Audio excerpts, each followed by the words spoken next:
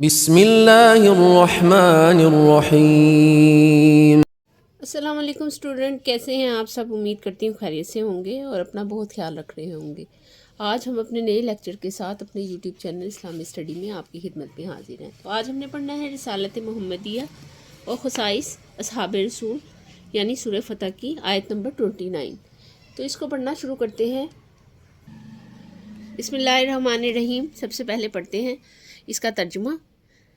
محمد رسول اللہ، رسول ہیں اللہ تعالیٰ کے، والذین اور جو لوگ معہ ان کے ساتھ ہیں، اشداء سخت ہیں، علی پر الکفاری کفار پر، رحماء نرم ہیں، بینہم آپس میں، تراہم تم دیکھو گے انہیں یا تو دیکھے گا انہیں، رکعان رکوع کرتے ہوئے، سجدن اور سجدہ کرتے ہوئے، یبتغون وہ تلاش کرتے ہیں، وہ چاہتے ہیں، فضلاً فضل، من اللہ اللہ تعالیٰ کی طرف سے یا اللہ تعالیٰ سے، ورضوان اور خوشنودی اور خوشی اور رضا، سیماہم ان کے چہرے پر یا سیماہم نشانی ہے ان پر، فی وجوہہم ان کے چہروں پر، من اثر سجودی سجدوں کے اثر سے، ذالک یہ مثلہم مثال ہے ان کی، فی التورات تورات میں، اور مثال ہے ان کی فی الانجیل انجیل میں، کزر ان جیسا کہ کھیتی، اخرجہ جو نکالے، شطناہ اپنی کونپلے،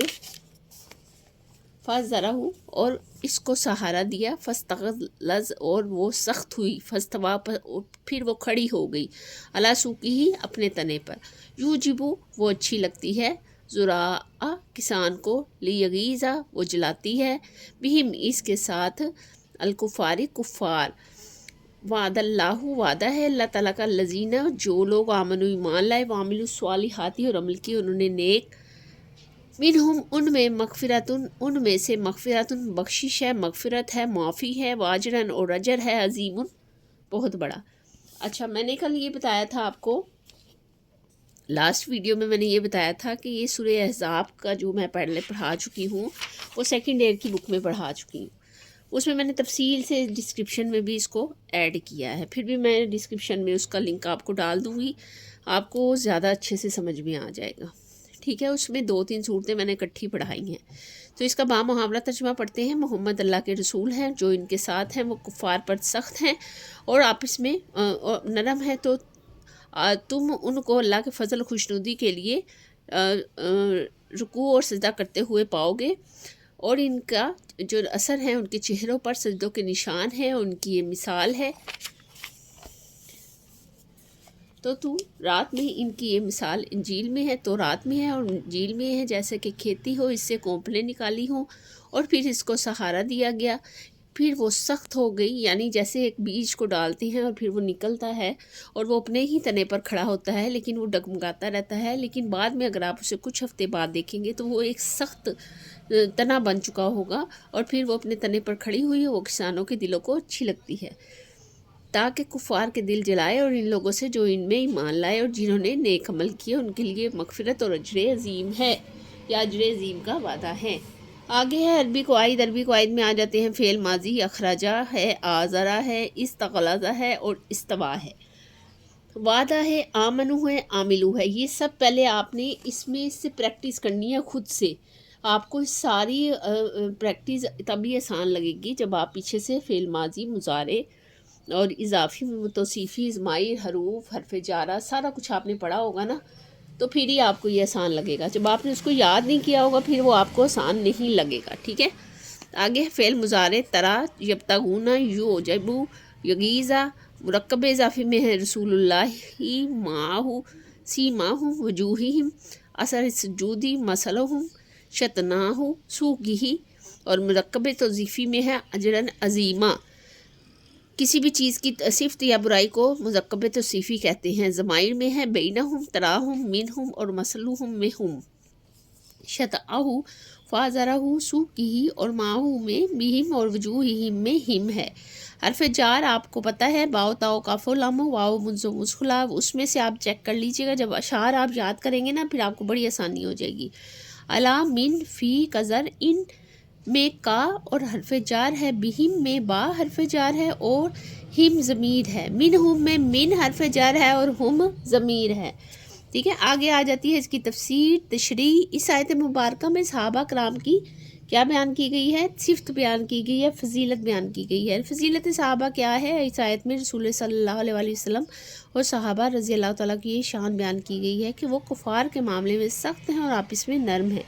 یہی مومن کی شان ہے۔ اللہ تعالیٰ نے فرمایا ہے اذلۃ علی المؤمنین عزۃ علی الکافرین، مومن و مومنوں کے بارے میں نرم اور کافروں پر سخت ہیں۔ دوسری یہ کہ ان کی شان بیان کی گئی ہے اور اللہ کی فضل اور خوشنودی کے حصول کے میں رکوع اور سجود کرتے ہیں۔ یہ ان کی بندگی رب کی کیفیت ہے۔ ان کی عبادت کا یہ اثر ان کے چہروں سے ٹپک رہا ہے کیونکہ سجدوں میں سے ان کے ماتھوں پر محراب بن جاتے ہیں۔ سابقہ کتب سماوہ میں ان کی مثالیں موجود ہیں۔ ٹھیک ہے، اور یعنی توریت اور انجیل میں جس طرح کے ترجمے میں یہ چیزیں بتائی گئی ہیں، نبی کریم خاتم النبیین صلی اللہ علیہ وآلہ وسلم نے صحابہ رضی اللہ تعالیٰ عنہ کی فضیلت بیان کرتے ہوئے فرمایا ہے اللہ سے ڈرو، میرے صحابہ کے معاملے میں میرے بعد ان کو طعن و تشنیع کا نشانہ مت بناؤ۔ اب اللہ سے ڈرو یہاں تک مت بناؤ تک یہ کیا ہے؟ یہ حضور صلی اللہ علیہ وآلہ وسلم کی احادیث مبارکہ ہے، کیونکہ جس شخص نے ان سے محبت کی تو میری محبت ان کے ساتھ ان سے محبت کی، جس نے ان سے بغض رکھا اور جس نے ان کو ایذا پہنچائی اس نے مجھے ایذا پہنچائی۔ اب یہ بھی جو ہے یہ احادیث میں سے ہے، اور جس نے مجھے ایذا دی اس نے اللہ کو ایذا دی، اور جو اللہ کو ایذا دینے کا ارادہ کرے گا اللہ اس کو عذاب میں پکڑے گا۔ دیکھیں ترمذی میں یہ حدیث ہے، یہ آپ نے یاد کرنی ہے، اس کو ہائی لائٹ میں کر دیتی ہوں تاکہ آپ کو یہ سمجھ رہے۔ ٹھیک ہے، یہاں سے دیکھ لیتے ہیں، یہاں سے ٹھیک ہے، یہ آپ نے اپنے بھی ہائی لائٹ کر لینی ہے یا انڈر لائن کر لینا ہے۔ یہ حدیث ہے، اس کو اسپیشلی انہوں نے نہیں لکھا ہوا، مطلب الگ سے نہیں لکھا ہوا یا عربی میں نہیں لکھا ہوا جس سے آپ کو خاص طور پہ پتہ لگے۔ اس کے علاوہ ایک حدیث میں ہے فرمایا میرے صحاب تم برا مت کہو، کیونکہ تم نے اگر ان کے عہد پہاڑ کے برابر بھی سونا خرچ کرے تو صحابہ کرام کی مد اور آدھے مد کے برابر بھی نہیں پہنچ سکتا، مد اور آدھے مد کے برابر بھی پہنچ نہیں سکتا کہ تم میں سے اگر کوئی عہد کے برابر بھی سونا خرچ کر دے، یعنی ان کی اتنی فضیلت ہے۔ مد تو نصف کلو گرام کے برابر ہوتا ہے، لیکن ایک حدیث میں مسلمانوں پر ایسا وقت آئے گا کہ چین کا ایک گروہ اللہ کے راستے میں لڑائی کرے گا۔ یہ جہاد کرنے والے پوچھیں گے کہ کیا تم میں کوئی ایسا شخص ہے جو اس کو رسول صلی اللہ علیہ وآلہ وسلم کی صحبت نصیب ہوئی ہو؟ تو وہ جواب دیں گے ہاں، چنانچہ اس صحابی کی برکت سے ان کی فتح نصیب ہوگی۔ یہ بھی بخاری شریف کی حدیث ہے۔ ٹھیک ہے، یہاں سے یہ ساری یہ دو تین لائن کی یہ ہماری اپنی ہی زبان میں ہے، یعنی عربک میں نہیں ہے، وہ بھی ہماری ہی زبان ہے، ظاہر ہے ہمارے قرآن پاک کی زبان ہے تو ہماری ہی ہوئی، لیکن پھر بھی وہ سمجھنا زیادہ مشکل ہے بنسبت ہماری اردو زبان کے۔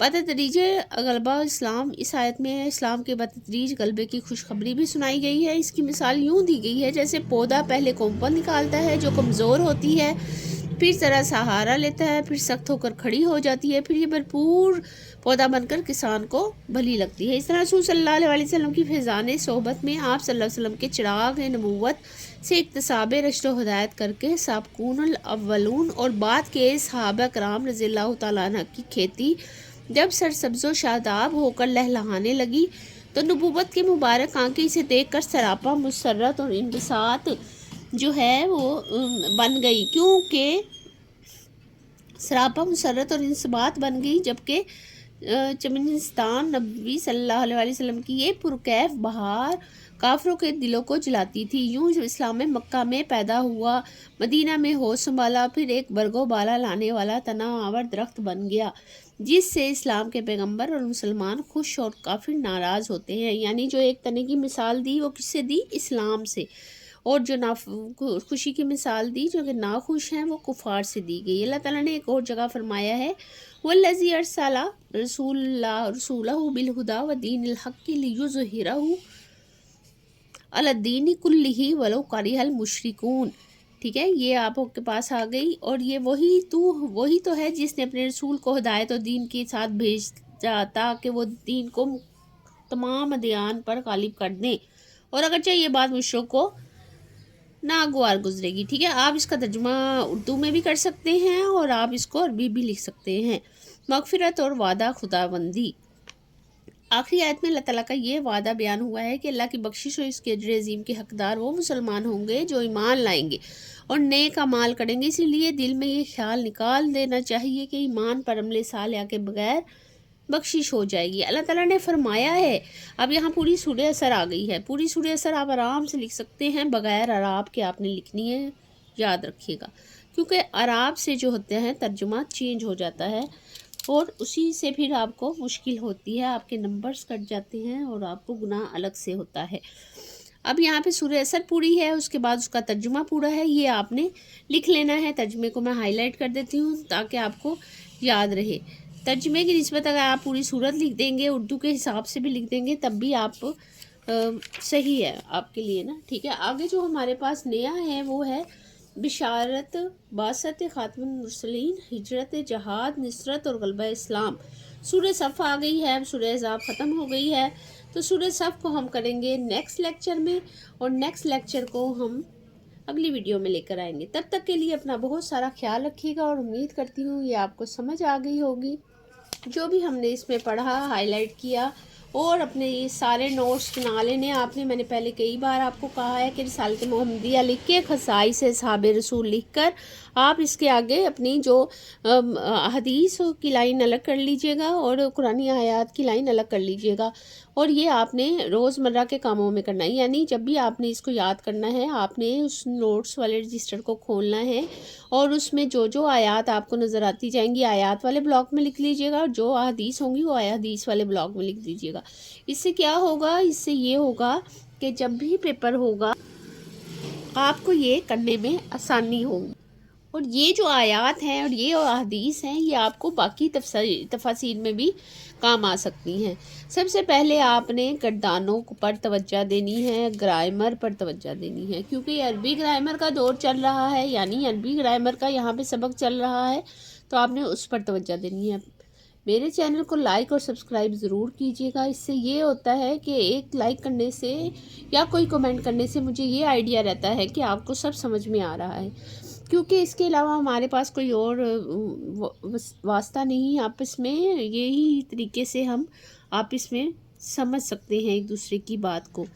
کمنٹ کیجئے، اگر آپ کو پسند آیا ہے تو اس کو سبسکرائب کریں تاکہ ہر نئی آنے والی ویڈیو سے آپ باخبر رہ سکیں۔ اپنا بہت سارا خیال رکھیے گا، اچھے سے اس کو یاد کیجئے گا، ترجمہ اچھے سے یاد کیجئے گا۔ نیکسٹ ویڈیو میں نیکسٹ لیکچر کے ساتھ آپ کی خدمت میں ایک بار پھر سے حاضر ہوں گے، تب تک کے لیے اللہ حافظ۔